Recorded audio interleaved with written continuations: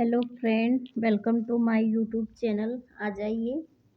आज हम भक्ति काल का पार्ट 6 लेकर आए जो यूथ प्रैक्टिस चल रही है। प्लीज़ अच्छा लगे तो लाइक कीजिए, मेरे चैनल को सब्सक्राइब कीजिए और वीडियो में अंत तक बने रहिए। इसी प्रकार हम टॉपिक वाइज यहाँ पे सारे 13,000 प्लस क्वेश्चन कवर करवाने वाले हैं। सॉरी फ्रेंड, करवाने वाले हैं। चलिए स्टार्ट करते हैं। यहीं से हमने क्लास ऑफ की थी। और प्लीज़ आप लोग चैनल पे नए हैं तो चैनल को सब्सक्राइब ज़रूर कर लीजिए, जिससे कि मैं नई क्लास लेकर आऊँ तो आपको तुरंत नोटिफिकेशन प्राप्त हो सके। चलिए स्टार्ट करते हैं। संत, कवि और गुरु। यहाँ पे देखें, मलुकदास के गुरु कौन थे? पुरुषोत्तम। और हरिदास के प्रागदास, लालदास के थे कदम चिश्ती और मीराबाई के रेदास। ठीक है, अगला देखते हैं। अंगवधू की रचना है। अंगवधू मतलब किसकी रचना है? तो किसकी रचना है? तो गरीबदास, मिस्किनदास, मलुकदास। तो किसकी? अंगवधू जो रचना है ये दादू दयाल की है। किसकी है? दादू दयाल की। अंगवधू दादू दयाल की रचना है। दादू दयाल की रचना है। अंगवधू के संप्रदाय को ब्रह्म संप्रदाय या पर ब्रह्म संप्रदाय नाम से जाना जाता है। दादू पंथ के उत्तराधिकारी दादू के पुत्र गरीबदास तथा मिस्किनदास थे। दादू द्वारा रचित अन्य ग्रंथ हैं हरडे वाणी, काया बोली आदि। ठीक है, हरडे वाणी और काया बोली आदि हैं। दादू दयाल की वाणियों का सर्वप्रथम संपादन उनके दो शिष्य संतदास और जगन्नाथ ने हरडे वाणी शीर्षक से किया था। पुनः रज्जब ने अंगवधू शीर्षक से इसका संपादन किया। ठीक है, अगला देखते हैं। निर्गुणिया संतों की काव्य सर्जना सर्वाधिक आधारित दिखती है। कब दिखती है? नाथों की रचनाओं पर। कब? नाथों की रचनाओं पर। तो यहाँ पे होगा निर्गुणिया संतों की काव्य सर्जना सर्वाधिक नाथों की रचनाओं पर आधारित दिखती है। गोरखनाथ को नाथ संप्रदाय का आरंभकर्ता माना जाता है। किसको? गोरखनाथ को नाथ संप्रदाय का आरंभकर्ता माना जाता। गोरखनाथ के गुरु का नाम क्या था? मच्छंदर नाथ। क्या था? मच्छंदर नाथ। सिकंदर लोदी ने किसके कहने पर कबीरदास को जंजीर से बांधकर गंगा में डुबाया था? किसको? तो किसके कहने पर? ये शेख तकी के कहने पर। ठीक है, सिकंदर लोदी ने शेख तकी के कहने पर प्रसिद्ध सूफी फकीर शेख तकी के कहने पर सिकंदर लोदी ने कबीरदास को जंजीर में बांधकर गंगा में डुबोया था। चलिए देखते हैं। भाषा बहुत परिष्कृत और परिमार्जित न होने पर भी कबीर की उक्तियों में कहीं कहीं विलक्षण प्रभाव और चमत्कार है। प्रतिभा उनमें प्रखर थी, उनमें संदेह नहीं। पंक्तियों के लेखक हैं कौन है? तो कौन है पंक्तियों के लेखक? तो ये है आचार्य रामचंद्र शुक्ल जी। कौन है? आचार्य रामचंद्र शुक्ल जी। उपयुक्त पंक्ति के लेखक आचार्य रामचंद्र शुक्ल हैं। यह कथन शुक्ल जी ने अपने ग्रंथ हिंदी साहित्य का इतिहास में ज्ञानाश्री शाखा के निर्गुण भक्ति के प्रमुख कवि कबीर दास के बारे में कही। इन्होंने कबीर की भाषा को सधुक्कड़ी कहा। शुक्ल जी अपने ग्रंथ हिंदी साहित्य का इतिहास में कबीर को वह महत्वपूर्ण स्थान नहीं दिया जो सूर, तुलसी और जायसी को दिया है।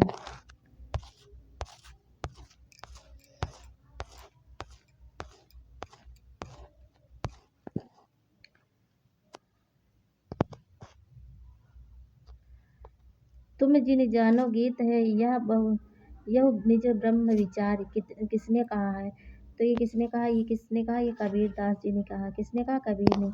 उपयुक्त कथन ज्ञानाश्री शाखा के निर्गुण धारा के प्रमुख संत कबीर दास का है। उनके द्वारा कहा गया कथन है, जाति न पूछो साधु की, पूछ लीजिए ज्ञान। ठीक है, निम्नलिखित विकल्पों में से जो संत काव्य की विशेषता नहीं है उसे छांटिए। कौन सी नहीं है? तो सगुण ईश्वर की उपासना, ये नहीं है।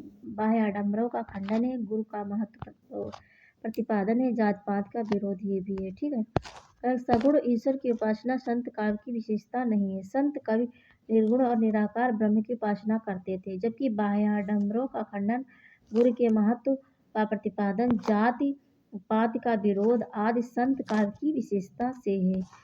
कबीर किस शासक के समकालीन थे? कबीर जो थे किस शासक के समकालीन थे? तो ये सिकंदर लोदी के समकालीन थे। कबीर दास सिकंदर लोदी के समकालीन थे।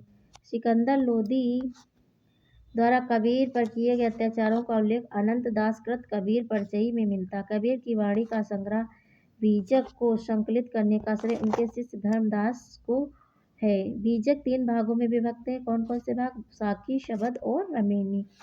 रमेनी दोहा चौपाई में और शबद गेय पद में है। ठीक है, रमेनी जो है दोहा चौपाई में और शबद जो है गेय पद में है, जबकि साखी दोहा कबीर की वाणियों का सबसे पुराना नमूना गुरु ग्रंथ साहिब में मिलता है। चलिए देखते हैं अगला। निम्नलिखित में से कौन रामानंद की शिष्य परंपरा में नहीं है? तो कौन नहीं है? तो ये मालूक दास नहीं है, कबीर दास, नरहर दास, रैदास, ये सभी है रामानंद की शिष्य परंपरा। मालूक दास रामानंद की शिष्य परंपरा में नहीं है। मालूक दास के गुरु का नाम पुरुषोत्तम था। आचार्य रामचंद्र शुक्ल के अनुसार रामानंद के 12 शिष्य थे जो निम्नलिखित हैं। देख लेते कौन कौन से 12 शिष्य थे। तो वो कौन कौन से थे? अनंतानंद, सुखानंद, सुरसुरानंद, नरहरियानंद, भावानंद, पीपा, कबीरदास जुलाहा, सेना नाई, धन्ना जाट, रैदास, पद्मावती, सुरसरी, ये सब ये इनके 12 शिष्य थे। किसके? रामानंद के 12 शिष्य थे ये। ठीक है, चलिए अगला देखते हैं। इसको फ्रेंड स्किप कर देते हैं, ये अच्छे से दिख नहीं रहा, इसका अगला पेज आगे होगा। चलिए देखते हैं। अब यहाँ पे देखते हैं, हमारा क्वेश्चन है जन्म काल के अनुसार कवियों का सही क्रम कौन सा है? देखिए, जन्म काल के अनुसार कवियों का सही क्रम, तो संत कवि हो गए, जन्म स्थान होगा, समय हो। कबीरदास का लहर तारा बनारस में जन्म स्थान है और समय है 1398। गुरु नानक का तलवंडी ननकाना साहब जन्म स्थान है, समय 1469 ईस्वी। दादू दयाल का अहमदाबाद में जन्म स्थान है और समय है 1544 ईस्वी। मलूक दास का कड़ा इलाहाबाद में जन्म स्थान है और समय है 1574 ईस्वी। चलिए, सब्बगी रचना किसकी है? सब्बगी रचना जो है किसकी है? तो ये किसकी है? रज्जब की। ठीक है, सब्बगी रचना जो है रज्जब की है। सब्बगी रज्जब की रचना है। इसमें उन्होंने अपनी तथा अन्य निर्गुण संतों की रचनाओं का संकलन किया। रज्जब ने अंगबधू नाम से दादू दयाल की रचनाओं का संकलन किया। अगला अब यहाँ पे देख लेते हैं, सुमेलन करना है।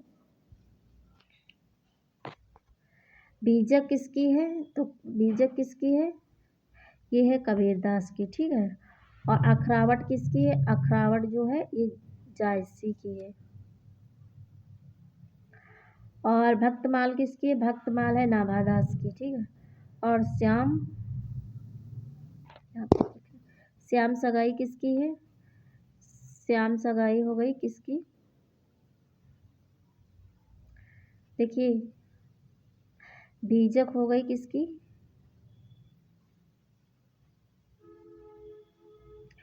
ये कबीर की हो गई। ठीक है, बीजक। और अखरावट किसकी हो गई? जायसी की। और भक्तमाल हो गई किसकी? नाभादास की। और श्याम सगाई किसकी हो गई? ये हो गई नंददास की। ठीक, तो इसमें कौन सा ऑप्शन सी सही होगा? कौन सा? ऑप्शन सी सही होगा। अब यहाँ पे इसका एक्सप्लेन देख लेते हैं। रचनाओं का सही सुमेलन इस प्रकार: बीजक कबीरदास, अखरावट जायसी, भक्तमाल नाभादास, श्याम सगाई नंददास, हित 84 हित हरिवंश। अगला देखें, मुसलमान अनुयायी कबीरदास को किनका शिष्य मानते थे? मुसलमान जो थे कबीरदास को किसका शिष्य मानते थे? तो ये मानते थे शेख तकीन का शिष्य। किसका मानते थे? शेख तकीन का। मुसलमान अनुयायी कबीर को शेख तकी का शिष्य मानते थे, परंतु सर्वविदित है कि ये रामानंद के शिष्य परंपरा में अग्रणी थे। सूर समाना चंद में चहूँ किया घर एक, मन का चिंता तब भया कछु पुरबिला लेख। इन पंक्तियों के रचनाकार हैं। आप लोग कमेंट बॉक्स में बताइए इसका आंसर।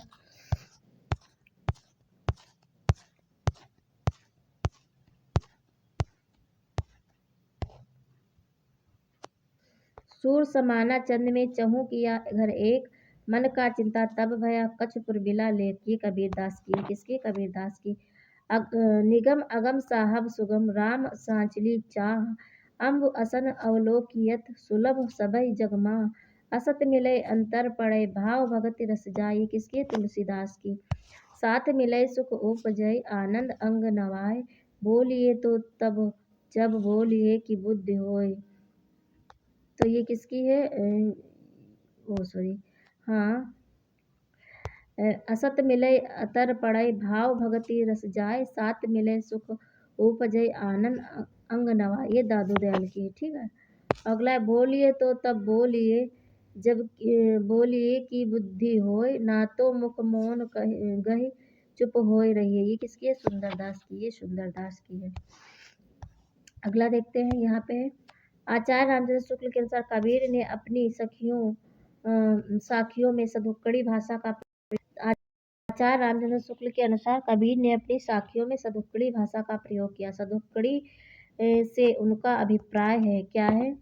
सदुक्कड़ी से उनका अभिप्राय राजस्थानी पंजाबी मिली खड़ी बोली। क्या है? राजस्थानी पंजाबी मिली खड़ी बोली। आचार्य रामचंद्र शुक्ल के अनुसार कबीर ने अपनी साखियों में सदुक्कड़ी भाषा का प्रयोग किया। सदुक्कड़ी से उनका अभिप्राय राजस्थानी पंजाबी मिली खड़ी बोली से। कबीर दास के भाषा के संबंध में विद्वानों के मत इस प्रकार देख लेते हैं। तो विद्वान देख लेते हैं, मत देख लेते हैं। श्याम सुंदर दास ने क्या कहा है? पंचमेल खिचड़ी। कबीरदास जी की भाषा को पंचमेल खिचड़ी कहा। आचार्य रामचंद्र शुक्ल ने सदुक्कड़ी भाषा कहा है। हजारी प्रसाद द्विवेदी ने वाणी के डिक्टेटर कहा है। और बच्चन सिंह ने संत भाषा कहा। क्या कहा? बच्चन सिंह ने संत भाषा।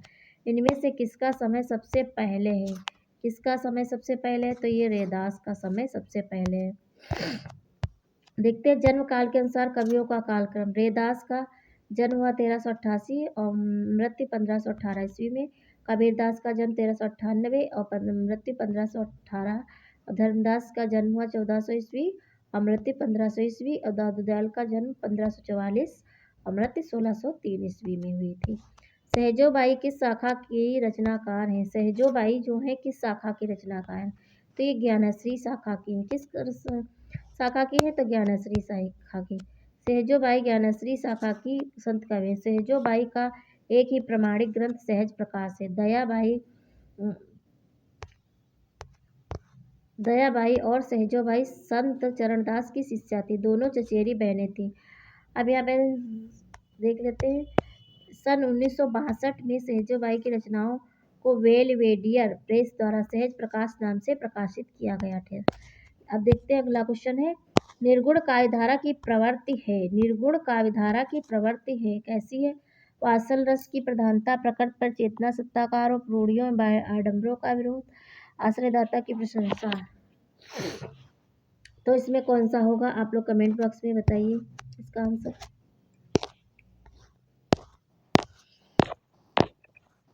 इसका होगा ऑप्शन सी सही है। ठीक है। रूढ़ियों एवं बाह्य आडंबरों का विरोध निर्गुण काव्यधारा की प्रमुख प्रवृत्ति है, जबकि वात्सल रस की प्रधानता, कृष्ण भक्ति काव्यधारा की आश्रयदाता की प्रशंसा, आदिकालीन एवं रीतिकालीन साहित्य की प्रकृति पर चेतन का देखिए रूढ़ियों एवं बाह्य आडंबरों का विरोध निर्गुण काव्यधारा की प्रमुख प्रवृत्ति है। ठीक है।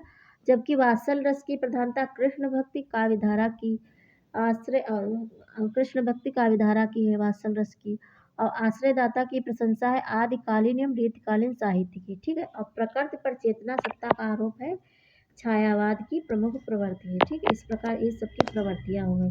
अब अगला देखते हैं कबीरदास किस काव्यधारा के प्रतिनिधित्व करते हैं? तो कबीरदास किस काव्यधारा का प्रतिनिधित्व करते हैं? तो ये संत काव्यधारा का प्रतिनिधित्व करते हैं। कबीरदास भक्ति काल के संत काव्यधारा के का प्रतिनिधित्व करते हैं। सूफी काव्यधारा का प्रतिनिधित्व किसने किया? तो सूफी काव्यधारा का प्रतिनिधित्व मलिक मोहम्मद जायसी ने किया। मलिक मोहम्मद जायसी ने किया। राम भक्ति काव्यधारा का प्रतिनिधित्व किसने किया? तुलसीदास ने। तथा कृष्ण भक्ति काव्यधारा का प्रतिनिधित्व सूरदास ने किया। ठीक है। तो कबीरदास ने भक्ति काल के संत काव्यधारा का प्रतिनिधित्व करते थे कबीरदास। ठीक। सूफी काव्यधारा का मलिक मोहम्मद जैसी और राम भक्ति काव्यधारा का प्रतिनिधित्व तुलसीदास और कृष्ण भक्ति काव्यधारा का प्रतिनिधित्व करते थे सूरदास। ठीक है। अगला देखते हैं निर्गुण संत कवियों में सर्वाधिक शास्त्रज्ञ एवं सुशिक्षित था। कौन था?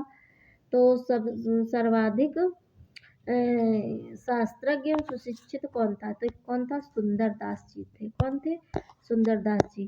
दादू दयाल के शिष्य सुंदरदास निर्गुण संत कवियों में सर्वाधिक शास्त्रज्ञ एवं सुशिक्षित थे। सुंदरदास ने काशी में रहकर संस्कृत व्याकरण साहित्य तथा दर्शन का गंभीर अध्ययन करने के पश्चात 12 वर्ष तक योग साधना की। ज्ञान समुद्र तथा सुंदर विलास सुंदरदास की प्रमुख रचनाएं। श्रृंगारी रचनाओं के कट्टर विरोधी सुंदरदास ने केसों के रसिक प्रियानंद दास की रसमंजरी तथा सुंदर कविराय कृत सुंदर श्रृंगार की निंदा की है। ठीक है। अब परिष्कृत ब्रज भाषा का प्रयोग अलंकारों का संयोजन छंदों का शुद्ध एवं विविधता पूर्ण प्रयोग सुंदरदास को अन्य कवियों से पृथक एवं विशिष्ट स्थान प्रदान करता है। अगला देखते हैं। क्वेश्चन है, सगुण भक्ति के प्रतिनिधि सूरदास माने जाते हैं, तो निर्गुण भक्ति के प्रतिनिधि कौन माने जाएंगे? तो सगुण भक्ति के प्रतिनिधि सूरदास माने जाते हैं और निर्गुण भक्ति के प्रतिनिधि कौन? कबीर दास जी माने जाते हैं। कौन? कबीर दास जी। सगुण भक्ति के प्रतिनिधि सूरदास माने जाते हैं, तो निर्गुण भक्ति के प्रतिनिधि कबीर माने जाते हैं। आचार्य रामचंद्र शुक्ल ने भक्ति काल को 2 धाराओं सगुण एवं निर्गुण तथा 4 शाखाओं रामाश्री, कृष्णाश्री, ज्ञानाश्री एवं प्रेमाश्री शाखाओं में बांटा है। कितनी? 2 धाराओं सगुण एवं निर्गुण। ठीक है। और 4 शाखाओं में रामाश्री, कृष्णाश्री, ज्ञानाश्री एवं प्रेमाश्री में बांटा है। तुलसीदास रामाश्री के, सूरदास कृष्णाश्री के, कबीरदास ज्ञानाश्री के तथा मलिक मोहम्मद जायसी प्रेमाश्री शाखा के प्रतिनिधि कवि स्वीकार किए जाते हैं। अगला देखते हैं क्वेश्चन। यहाँ देखिए, सुमेलित करना है। ग्रंथों को उनके लेखकों के साथ सुमेलित करना है। ठीक है। तो यहाँ पे यही इसकी एक्सप्लेन इसका देख लेते हैं। ठीक है। तो देखते हैं ग्रंथ और लेखक। ठीक है। ग्रंथ और लेखक। सर्वांगी के लेखक हैं रज्जब, ज्ञान बोध के मलूक दास और प्रेम प्रकाश के धरणी दास, शब्द सागर के भूला साहब और अंग वधु के लेखक हैं दादू दयाल। ठीक है। अब अगला देखते हैं, हरडे वाणी एवं अंग वधु किसकी वाणी में संकलन है? हरडे वाणी एवं अंग वधु किसकी वाणी में के संकलन है? तो किसकी वाणी के संकलन है? तो ये है दादू दयाल की वाणी के संकलन। तो हिंदी साहित्य के भक्ति काल के संत काव्यधारा में के धर्म सुधारक, समाज सुधारक एवं रहस्यमयी कवि दादू दयाल दादू पंथ के प्रवर्तक थे। दादू दयाल प्रतिभाशाली कवि थे। उनके शिष्यों संत दास एवं जगन्नाथ ने हरडे वाणी एवं रज्जब ने अंगवधु शीर्षक से उनकी रचनाओं का संग्रह प्रस्तुत किया। सुख सागर, ज्ञान बोध, रतन खान, भक्ति विवेक, बारह खड़ी आदि मलुकदास के प्रमाणिक ग्रंथ है। ज्ञान समुद्र, सुंदर विलास सुंदरदास की रचनाएं। कबीरदास की वाणी का बीजक नाम से संकलन कबीर के शिष्य धर्मदास ने किया था। किसने किया? कबीर के शिष्य धर्मदास ने। ज्ञान बोध के रचनाकार कौन है? तो ज्ञान बोध के रचनाकार कौन है बताइए? सुंदरदास, मलुकदास, रज्जब, इनमें से कोई नहीं। तो इसमें है ज्ञान बोध मलुकदास की। किसकी है? मलुक। भक्ति काल के निर्गुण संत कवि मलुकदास, ज्ञान बोध, रतन खान। हाँ, भक्ति काल के निर्गुण संत कवि मलुकदास, ज्ञान बोध, रतन खान, भक्त पच्छावती, भक्ति विवेक, बारह खड़ी, ध्रुव चरित, रामावतार लीला, ब्रज लीला तथा सुख सागर नामक ग्रंथों के रचनाकार। अन्य संत कवि सुंदरदास ने ज्ञान समुद्र तथा सुंदर विलास नामक ग्रंथों की रचना की। दादू दयाल के शिष्य रज्जब ने दादू दयाल की समग्र रचनाओं को अंगवधु शीर्षक से संकलित किया। अगला देखते हैं, चंडी चरित्र किसकी विशिष्ट साहित्यिक रचना है? तो ये है गुरु ग्रंथ साहिब सिंह की। तो चंडी चरित्र जो है सिखों के 10वें और अंतिम गुरु चंडी चरित्र जो है सिखों के 10वें एवं अंतिम गुरु गुरु गोविंद सिंह की विशिष्ट साहित्यिक कृति है। 10वां ग्रंथ गुरु गोविंद सिंह की रचनाओं का संग्रह है। सिख गुरु अर्जुन देव ने गुरु ग्रंथ साहिब नामक पुस्तक का संकलन किया। यह पुस्तक सिखों का सबसे पवित्र धार्मिक ग्रंथ है।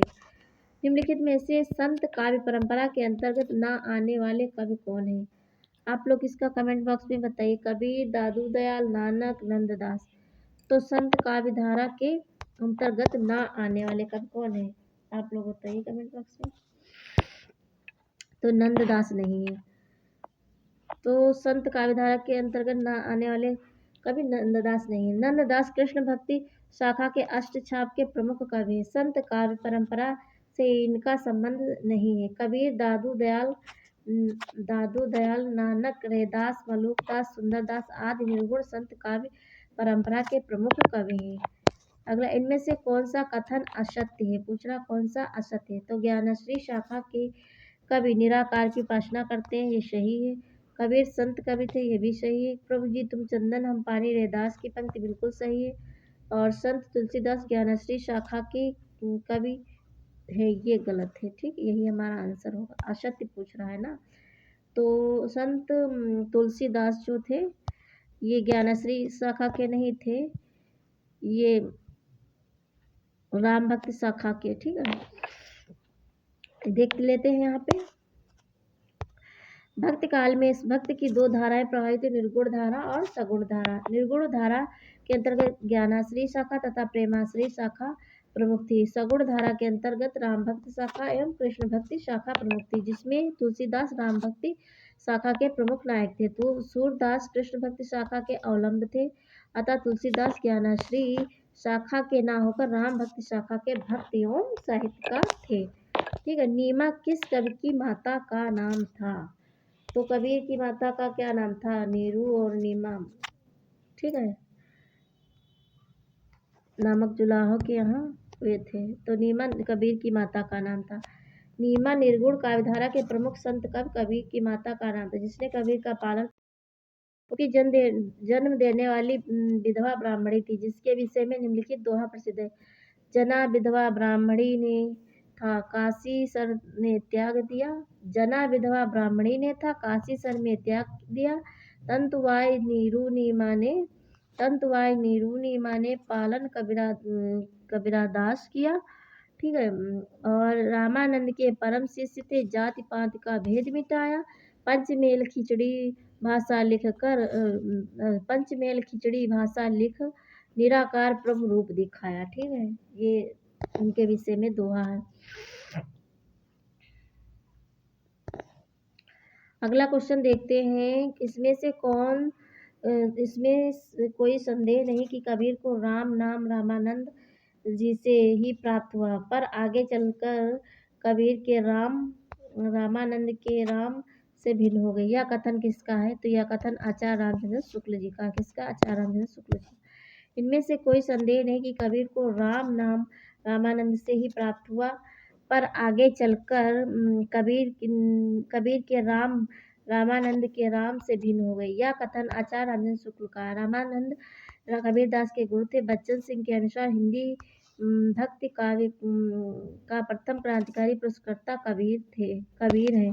कबीर की वाणी का संग्रह उनके शिष्य धर्मदास ने बीजक नाम से 1464 ईस्वी में किया, जो रमेनी, शबद और साखी 3 भागों में विभक्त है। हजारी प्रसाद द्विवेदी ने वाणी का डिक्टेटर कहा इसको, कबीर को। आचार्य रामचंद्र शुक्ल ने इनकी भाषा को सदुक्कड़ी तथा श्याम सुंदर दास ने पंचमेल खिचड़ी कहा है। अगला देखते हैं। बहुत दिनन थे मैं प्रीतम पाए भाग, बड़े घर बैठे आए मंगलाचार माही मन राखो। बहुत दिनन थे मैं प्रीतम पाए भाग, बड़े घर बैठे आए मंगलाचार माही मन राखो। राम रसायन रमना चासो। ठीक, किसकी पंक्तियां हैं? तो ये आप लोग कमेंट बॉक्स में आंसर कीजिए प्लीज। आप लोग कमेंट करते रहिए। अगर वीडियो आपको ऐसा लग रहा है, ये आप अपना मत दे सकते हैं। अगला देखते हैं। उपयुक्त काव्य पंक्तियां निर्गुण काव्यधारा के प्रतिनिधि कवि कबीरदास की हैं। किसकी है? कबीरदास की। कबीर की भाषा के संदर्भ में कौन सा वाक्य गलत है? फ्रेंड, यहाँ पे हम जितने भी PYQ क्वेश्चन है सारे कवर करवा रहे हैं। अब आप लोग इनको बार बार रिवाइज करेंगे तो जिससे इसमें आपका ही प्रॉफिट होगा, इसलिए हम एक भी क्वेश्चन नहीं छोड़ रहे हैं। चलिए, भाषा में खरापन, कहीं कहीं भाषा गंवारू लगती है। कौन सा वाक्य गलत है? ठीक है, ये तो सही है। पूछ रहा गलत कौन सा है? तो भाषा में खरापन है। कहीं कहीं भाषा गंवारू लगती है, और भाषा में अक्खड़पन है, ये भी सही है। और साहित्यिक कोमलता है, ये गलत है। कौन सा है? साहित्यिक कोमलता है, ये गलत है। तो आगे कौन सा गलत है पूछ रहा है। कबीर की भाषा के संदर्भ में साहित्यिक कोमलता कथन गलत, जबकि कबीर की भाषा के लिए सत्य कथन है। भाषा में खरापन है, कहीं कहीं भाषा गंवारू लगती है और भाषा में अक्खड़पन है। आचार्य शुक्ल के अनुसार कबीर की भाषा सदुक्कड़ी है। श्याम सुंदर दास ने कबीर की भाषा को पंचमेल खिचड़ी कहा तथा आचार्य हजार प्रसाद द्विवेदी ने कबीर को वाणी का डिक्टेटर कहा। क्या कहा है? हजार प्रसाद द्विवेदी ने वाणी का डिक्टेटर किसको कहा? कबीरदास जी को। कबीर की वाणी में स्थान स्थान पर भावात्मक रहस्यवाद की झलक को आचार्य रामचंद्र शुक्ल ने किसके सत्संग का प्रसाद कहा है? तो किसके सत्संग का प्रसाद कहा है? तो ये कहा है सूफियों के सत्संग का प्रसाद। ठीक है, अगला देखते। कबीर की वाणी में स्थान स्थान पर भावात्मक रहस्यवाद की झलक को आचार्य रामचंद्र शुक्ल ने सूफियों के सत्संग का प्रसाद कहा है। ठीक है, अगला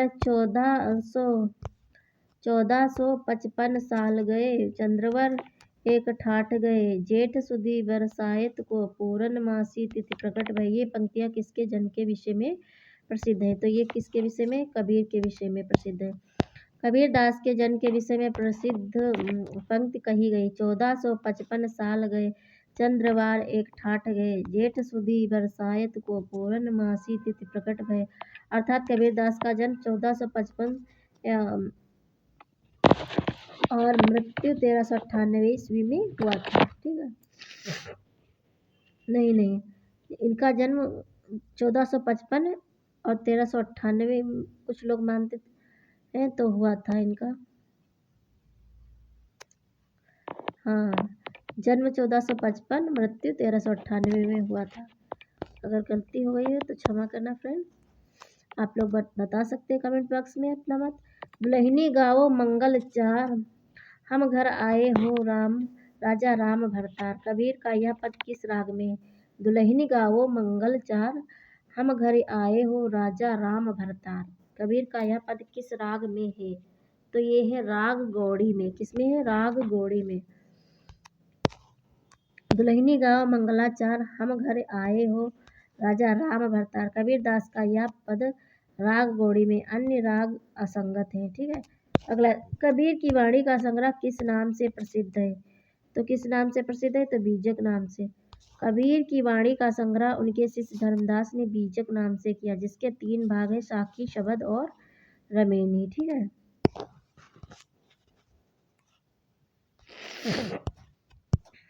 चलिए देखते हैं अगला क्वेश्चन है। इनमें से कोई संदेह नहीं कि कबीर ने ठीक मौके पर जनता के उस बड़े भूभाग को संभाला जो नाथ पंथियों के प्रभाव से प्रेम भाव और भक्ति रस के शून्य और सूक्ष्म पड़ता जा रहा था। ये पंक्तियां किस आलोचक की हैं? तो ये किसकी हैं? ये आचार्य रामचंद्र शुक्ल जी की हैं। ठीक, अगला देखते। हाँ, इसकी एक्सप्लेन देख लेते इसका। आचार्य रामचंद्र शुक्ल ने कबीर के संदर्भ में अपने इतिहास ग्रंथ हिंदी साहित्य का इतिहास में लिखा है। इसमें कोई संदेह नहीं कि कबीर ने ठीक मौके पर जनता के उस बड़े भूभाग को संभाला जो नाथ पंथियों के प्रभाव से प्रेम भाव और भक्ति से शून्य और सूक्ष्म पड़ता जा रहा था। किस काव्यधारा में मूर्ति पूजा और अवतारवाद का विरोध किया गया है? तो ये संत काव्यधारा में। किसमें? संत काव्यधारा में।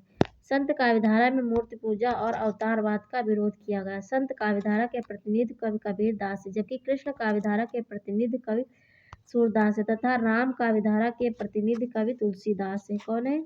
तुलसीदास। अपने काव्य के आधार को स्पष्ट करते हुए किसने कहा कि मैं कहता आँखिन की देखी, तू कहता कागज की लेखी? ये किसने कहा? ये कबीरदास जी ने कहा। प्रस्तुत पंक्ति में मैं कहता आँखिन की देखी, तू कहता कागज की लेखी निर्गुण काव्यधारा के प्रतिनिधि कवि कबीरदास की, जबकि अन्य नाम जायसी, सूर, तुलसी इस पंक्ति से कोई संबंध नहीं है। ज्ञानश्री निर्गुण काव्य का दार्शनिक आधार क्या है? क्या है? अद्वैतवाद है। क्या है? अद्वैतवाद। ज्ञानश्री निर्गुण काव्य का दार्शनिक आधार अद्वैतवाद है। इस शाखा के प्रमुख कवि कबीरदास, जबकि शुद्धाद्वैतवाद से प्रभावित कवि सूरदास है और विशिष्टाद्वैत से प्रभावित कवि तुलसीदास हैं। चलिए, रैदास किस धारा एवं शाखा के कवि हैं? तो रैदास जो निर्गुण धारा एवं ज्ञानश्री शाखा के कवि हैं। रैदास निर्गुण काव्यधारा के ज्ञानश्री शाखा के कवि हैं। इनके अतिरिक्त कबीर, दादू, सुंदरदास, धर्मदास, पीपा, धन्ना सेन आदि कवि इस शाखा में आते हैं। जबकि निर्गुण धारा के प्रेमाश्रयी शाखा के प्रमुख कवि जायसी हैं। रैदास रामानंद के शिष्य परंपरा में आते हैं। ये कृष्ण भक्त की कवयित्री मीराबाई के गुरु भी माने जाते हैं।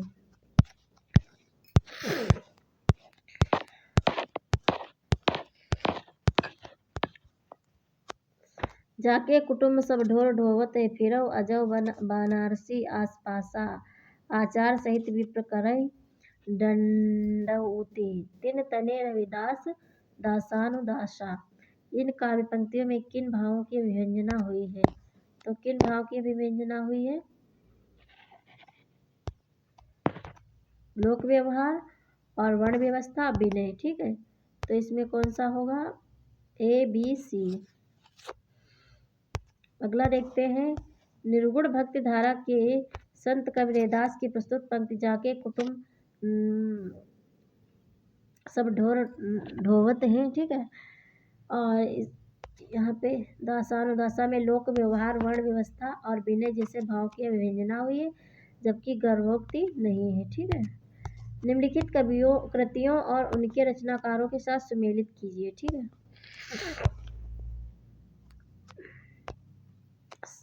तो जपजी है किसकी? ये है नानक की।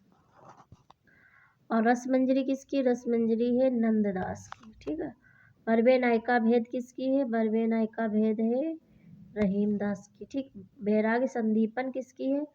तो बैराग्य संदीपन किसकी है? ये तुलसीदास की है। ठीक, तो इस प्रकार कौन सा होगा? 4 3 5 3 हाँ 5 3 4 1। ठीक है,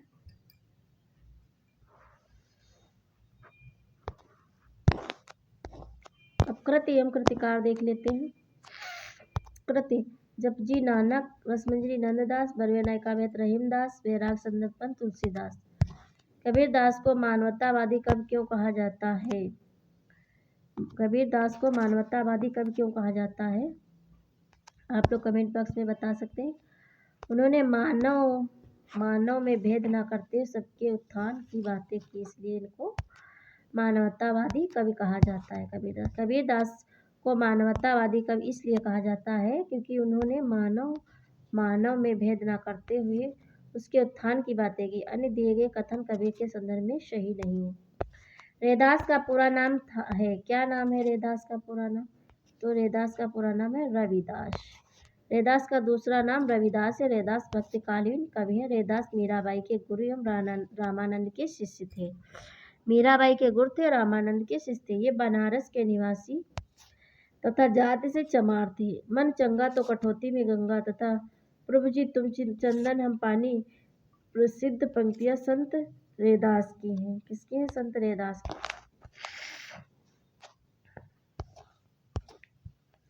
कबीर को प्रवर्तक माना जाता है। कबीर को प्रवर्तक माना जाता है निर्गुण संप्रदाय का। किसका? निर्गुण संप्रदाय का।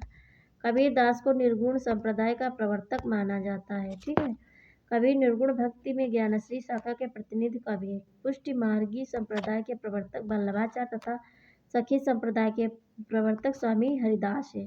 सगुण संप्रदाय के प्रतिनिधि कवि गोस्वामी तुलसीदास जी हैं। गुरु ग्रंथ साहब में किस कवि की रचनाएं संकलित हैं? बताइए आप लोग। तो कबीर की। गुरु ग्रंथ साहब में किस कवि की रचनाएं संकलित हैं? तो कबीर दास की। सिखों के आदि ग्रंथ गुरु ग्रंथ साहब में कबीर की भी रचनाएं संकलित है, जबकि अन्य नाम विद्यापति, जायसी और जयदेव असंगत है। ठीक है, उलट बासियां किसने लिखी? तो किसने लिखी? कबीर दास जी ने उलट बासियां लिखी। ठीक है, उलट बासियां लिखने वाले कवि कबीर दास है। उलट बासियां लिखने वाले कवि कबीर दास है। उनकी प्रसिद्ध उलटबासी: एक अचंबा देखा रे भाई, ठाणा सिंह चरावे गाई, पहले पूत पीछे भई माही, चेला के गुरु लागे पाई। ठीक है, ये उलटबाज सीन की। अब आते हैं सूफी काव्य धारा पर। ठीक है, सूफी काव्य धारा। तो फूल मरे पे मरे नबासु, यह प्रसिद्ध उक्ति किस कवि की है? तो ये है जायसी की। जायसी सूफी काव्य धारा के कवि हैं। ठीक है, फूल मरे पे मरे नबासु प्रसिद्ध पंक्ति मलिक मोहम्मद जायसी की है, जो पद्मावत से ली गई। जायसी का पूरा नाम मलिक मोहम्मद जायसी, जो सूफी काव्य धारा के कवि हैं।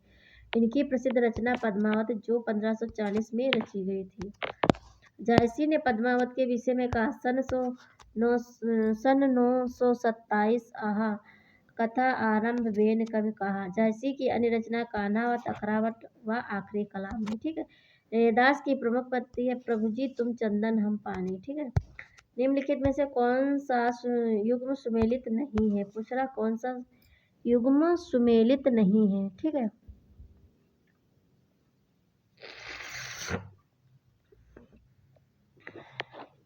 तो इसमें कौन सा सुमेलित नहीं है, आप लोग कमेंट बॉक्स में बताइए।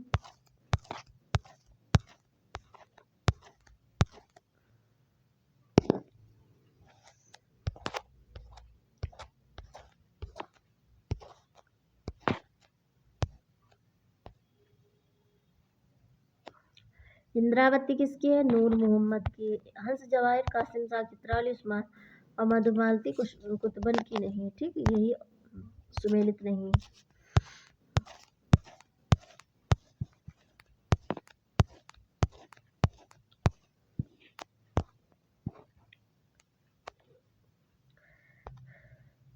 मधुमालती कुतुबन की नहीं, अपित मंझन की रचना। मधुमालती का रचनाकार 1545 ईस्वी। इसमें कनेसर नगर के राजा सूरजभान के पुत्र मनोहर और महारस नगर नरेश विक्रम राय की कन्या मधुमालती के प्रेम कहानी का वर्णन है। से सभी रचनाएं सूफी काव्य धारा की। कुतुबन की रचना मृगावती सूफी काव्य में मसनवी शैली का प्रयोग किया गया है। किस शैली का? मसनवी शैली का। अगला देखते, पद्मावत का बंगला अनुवाद किसने किया? तो किसने किया? आलो उलाला होना चाहिए, आलो उलाला ने किया। पद्मावत का बंगला में अनुवाद आलो उलाला ने किया। किसने किया? आलो उलाला ने। यह अनुवाद अराकान राज्य के वजीर मगर ठाकुर ने सन 1650 ईस्वी के आसपास आलो उलाला नामक एक कवि से कराया था। उदद आई ते बंधन कीना इत दसमात अमर पदलीना, पंक्तियों के रचनाकार है कौन है? जायसी जी। कौन है? जायसी जी। उदद आई ते बंधन कीना इति दसमात अमर पदलीना, उक्त पंक्तियों के रचनाकार मलिक मोहम्मद जायसी हैं। ठीक है, ये पंक्तियां जायसी के प्रसिद्ध सूफी महाकाव्य पद्मावत के लक्ष्मी समुद्र खंड से ली गई। दोहा और चौपाई छंद में लिखे गए इस महाकाव्य की भाषा अवधी है। इसकी रचना सन 947 हिजरी 1540 ईस्वी में हुई थी। ठीक है, विजय देव नारायण शाही ने पद्मावत को हिंदी में अपने ढंग की अकेली ट्रेजिक कृति कहा। आचार्य शुक्ल ने पद्मावत को समासोक्ति काव्य कहा। क्या कहा? समासोक्ति काव्य कहा। नागमती वियोग खंड में संबंधित सही तथ्य कौन सा है? नागमती वियोग खंड में संबंधित तथ्य कौन सा है? बताइए आप लोग कमेंट बॉक्स में।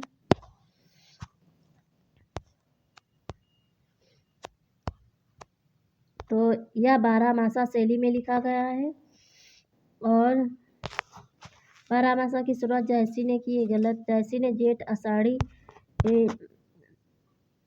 नामक 13वें महीने का लेके ये भी गलत। नागमती के आंसुओं से सारी दृष्टि भीगी हुई जान पड़ती, ये सही। तो इसमें कौन सा होगा? 1 और 4, ऑप्शन सी सही होगा। 1 और 4। मलिक मोहम्मद जायसी कृत पद्मावत महाकाव्य में नागमती के विरह विदग्ध हृदय की संवेदनशीलता का उत्कर्ष देखने को मिलता है। नागमती विरह वर्णन में जैसे व्यथा स्वयं ही मुखरित होने लगती है। नागमती वियोग खंड 12 मासा शैली में लिखा गया। इस वियोग खंड में नागमती के आंसुओं से सारी सृष्टि भीगी जान पड़ती है।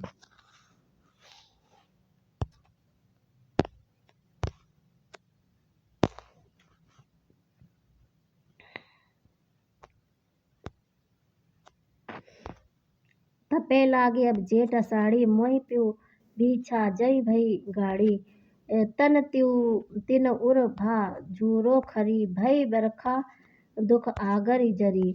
इस पूरे कड़वक में नागमती की विरह दशा के बारे में यह विचार किसका है? यह आशिक मासूकों का निर्लज्ज प्रलाप नहीं, यह हिंदू गृहिणी की विरह वाणी है। इसका सात्विक मर्यादापूर्ण माधुर्य मनोहर है। ये आचार्य रामचंद्र शुक्ल जी की पंक्तियां हैं। ठीक है। यह आशिक मासूकों का निर्लज्ज प्रलाप नहीं, यह हिंदू गृहिणी की विरह वाणी है। इसका सात्विक मर्यादापूर्ण माधुर्य मनोहर है। नागमती की विरह दशा के बारे में उपयुक्त विचार आचार्य रामचंद्र शुक्ल का। प्रेम गाथा की परंपरा में आचार्य रामचंद्र शुक्ल ने पद्मावत को सबसे प्रौढ़ और सरस माना है। क्या माना? सबसे प्रौढ़ और सरस माना। हिंदी साहित्य का सर्वश्रेष्ठ विरह वर्णन नागमती विरह वर्णन किस ग्रंथ में संकलित है? तो ये पद्मावत में। नागमती का विरह वर्णन हिंदी साहित्य की अनुपम कृत पद्मावत 1540 में संकलित है। पद्मावत सूफी कवि जायसी की कृति है। इसमें 57 खंड है। आचार्य शुक्ल के अनुसार पद्मावत की कथा पूर्वार्ध कल्पित और उत्तरार्ध ऐतिहासिक है। अखरावट आखिरी कलाम चित्रलेखा कहावत जायसी की रचना है। मृगावती 1501 कुदबन की अवधी भाषा की कृति है तथा मधुमालती 1545 मंझन द्वारा कृत है। ठीक है। अगला निम्नलिखित विकल्पों में से किसे हिंदी की शैली नहीं मानेंगे? किसे? तो मसनवी शैली नहीं है, संस्कृत निष्ठ मानेंगे, दक्षिणी मानेंगे, हिंदुस्तानी मानेंगे। मसनवी को हिंदी की शैली नहीं मानेंगे।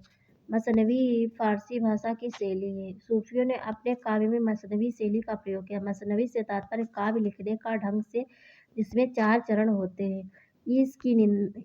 इसकी वंदना, पैगंबर की स्तुति, ठीक है, और साहे वक्त तत्कालीन बादशाह की प्रशंसा, साहे वक्त बोलते हैं। आत्म परिचय।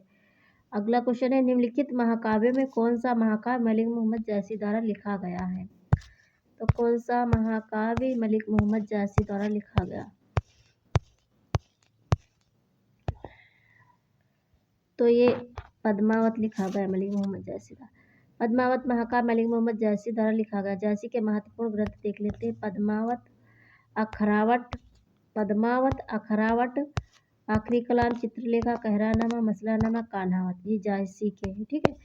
अब विजय देव नारायण शाही ने पद्मावत को हिंदी में अपने ढंग की अकेली ट्रेजिक कृति कहा है। किसने कहा? विजय देव नारायण शाही ने पद्मावत को हिंदी में अपने ढंग की अकेली ट्रेजिक कृति कहा है। पद्मावत का नागमती वियोग खंड हिंदी साहित्य की अनुपम निधि है। अगला देखते हैं कौन सी रचना जायसी की नहीं है? जायसी की नहीं, तो चित्रलेखा, अखरावट, कहरानामा, ये सभी चिताई वार्ता नहीं है। ठीक है। तो चिताई वार्ता नारायण दास की रचना है। किसकी है? नारायण दास की। इसका रचनाकाल 1590। शेष रचना चित्रलेखा, अखरावट, कहरानामा जायसी की। आचार्य शुक्ल जायसी को प्रथम श्रेणी के कवियों में रखते। शुक्ल जी के अनुसार जायसी का क्षेत्र तुलसी की अपेक्षा परिचित है, पर प्रेम वेदना अत्यंत गढ़ है। मुल्ला दाऊद 1370 ईस्वी की अवधी भाषा की पहली कृति कौन सी है? कौन सी है? चंदायन या लोकराहा।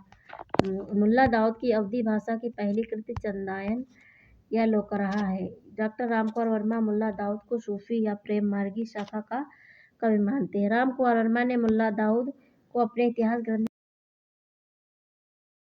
लोकराहा या लोर कथा नाम से संबोधित किया। आचार्य रामचंद्र शुक्ल ने कुतुबन मृगावती को सूफी या प्रेम मार्गी शाखा का प्रथम कवि मानते हैं। मुल्ला दाऊद कृत चंदायन के नायक तथा नायिका लोरिक चंदायन में प्रयुक्त अवधी भाषा तथा प्रयुक्त छंद चौपाई दोहा है। ठीक है। पथिक 1920 ईस्वी के रचनाकार रामनरेश त्रिपाठी है। यशोधरा 1932 ईस्वी के रचनाकार मैथिली शरण गुप्त है।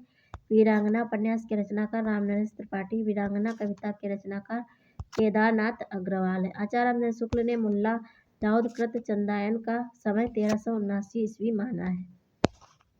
तन चितौर मन राजा कीना, ये सिंगल बुद्धि पद्मिनी चीना, पंक्तियां किस ग्रंथ की हैं?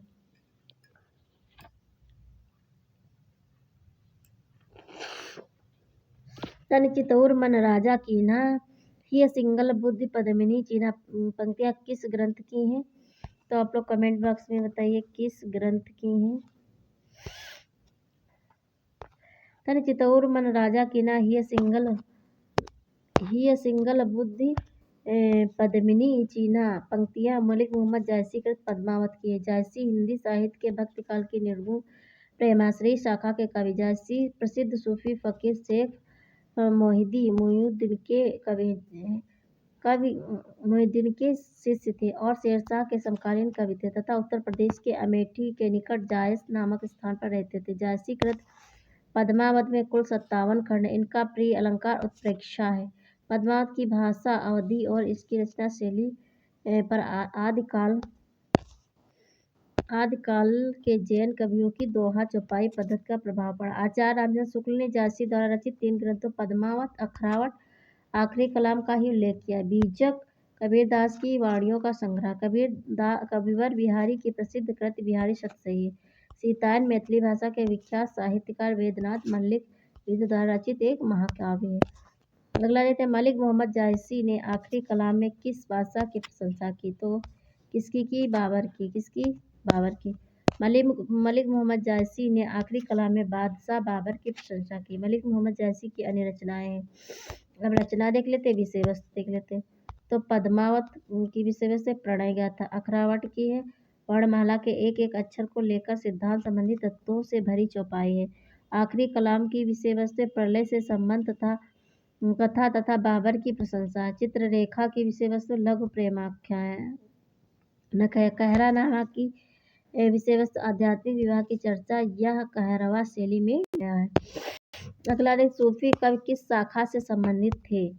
तो ये प्रेमाश्रयी शाखा से संबंधित थे सूफी कवि। आचार्य रामचंद्र शुक्ल ने हिंदी साहित्य के भक्ति काल को सर्वप्रथम शुद्ध दार्शनिक और धार्मिक आधार पर 4 भागों में बांटा। निर्गुण धारा के अंतर्गत ज्ञानाश्रयी एवं प्रेमाश्रयी तथा सगुण धारा के अंतर्गत राम भक्ति शाखा तथा कृष्ण भक्ति शाखा। सूफी कवि काव्य निर्गुण धारा की प्रेमाश्रयी शाखा के अंतर्गत आते हैं। निम्नलिखित में से कौन सा कवि सगुण भक्ति धारा का कवि नहीं है? तो कौन सा नहीं? कुतुबन नहीं है। ठीक है, तो कुतुबन सूफी कवि थे। ठीक है, कुतुबन जो थे सूफी कवि थे। ये चिश्ती वंश के प्रवर्तक शेख बुरहान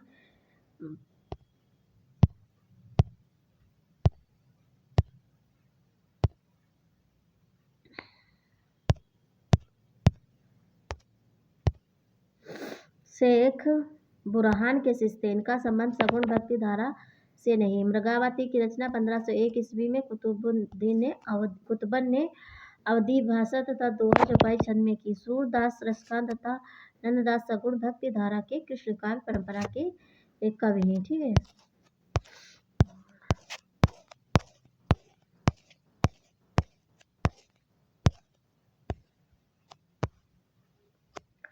अगला, जायसी के पद्मावती कहाँ की राजकुमारी थी? तो कहाँ की थी? सिंघल द्वीप की राजकुमारी थी।